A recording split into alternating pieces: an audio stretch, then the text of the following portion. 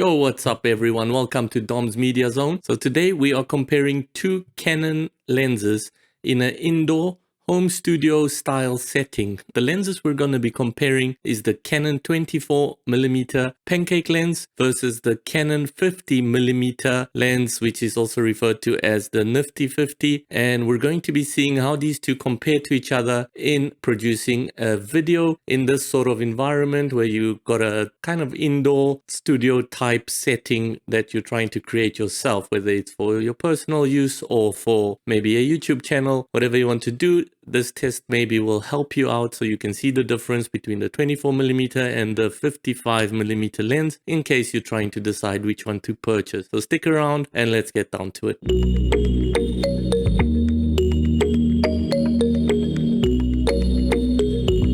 Okay, now before we start, I just want to point out a few things. So number one, we're not using the Canon internal microphone. We're using an external microphone. I'm using the Blue Yeti Nano microphone. So do not count sound into it. It's from the same source, the external microphone.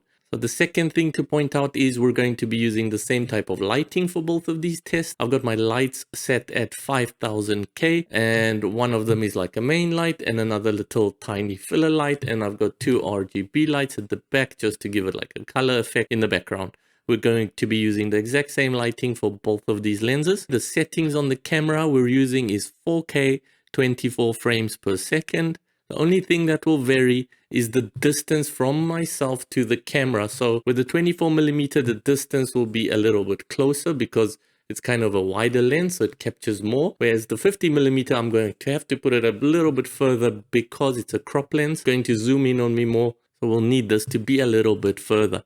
Okay, so let's begin. So currently you've been watching me on the Canon 24mm. I find it to be a really good lens for videography because it gives me the exact width that I need and it's a really sharp lens and it really just does the job. I purchased it specifically with this kind of filming in mind. But having said that, before this lens, I did use the 50mm, which was also perfect, but the camera had to be a lot further. So this is the quality you can expect from a 24mm lens. It's a Canon EFS lens and this is what you've been watching. So I'm going to go ahead and jump to the Nifty-Fifty right now. Okay, and here we go. Here's the 50mm Canon lens and I did have to move this lens quite a bit more forward.